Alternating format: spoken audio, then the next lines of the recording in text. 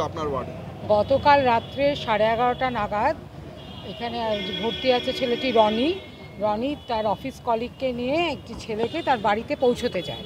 সেই বাড়িতে তাকে পৌঁছে দিয়ে যখন ফেরার পথে সেখানে খালপাড় সংলগ্ন অঞ্চল, মিলনচক্র ক্লাব সংলগ্ন অঞ্চল, সেটা ওইখানে কিছু দুষ্কৃতী, ওরা বসে সবসময় মদ গাঁজা ওসব খায়, তারা এদেরকে আক্রমণ করে।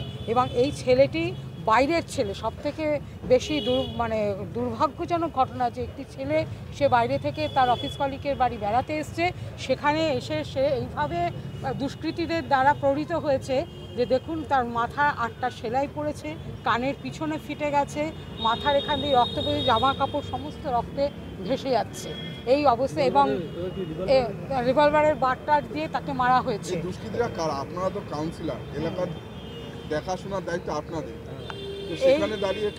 এই দুষ্কৃতীরা এরা সমাজবিরোধী কিছু, প্রত্যেকটা সমাজেই কিছু এই ধরনের মানুষ থাকে।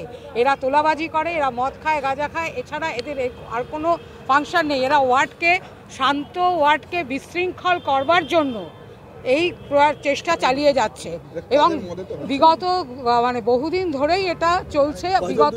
আর এখানে ওরা প্রায় 7-8 জন মতো ছিল, এবং ওরা 7-8 জন ভাবে ওদের কাছে অস্ত্র ছিল আর এরা নিরস্ত্র। এই অবস্থায় দুটো ছেলেকে তারা আক্রমণ করেছে, ওদের পক্ষে কিছু করা ছিল না। এবং যে ছেলেটি আইসিইউতে ভর্তি রয়েছে তার অবস্থা যথেষ্ট খারাপ, তার চোখের অবস্থা এতটাই খারাপ এখানে সেই চোখের ট্রিটমেন্ট হবে না, এবং মাথাতেও তা এখন স্ক্যান হচ্ছে মাথার, এবং মাথার পেছনে তার 4টে সেলাই পড়েছে, অবস্থা খারাপ। এই অবস্থা তাকে আশঙ্কাজনক। এবার আমরা তাকে এখন চোখের ডাক্তার আসবে, তাকে দেখবে, এবং প্রয়োজন হলে আমাদের এখান থেকে স্থানান্তরিত করে কোনো বড় আই হাসপাতালে তাকে নিয়ে যেতে হবে।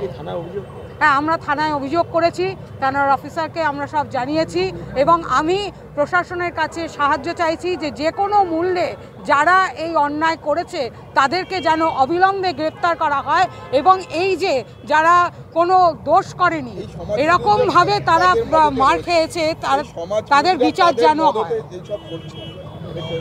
এই সমস্ত ওর বাবাই তো বললো আপনাদেরকে যা কী হচ্ছে সেটা আপনারা শুনেছেন।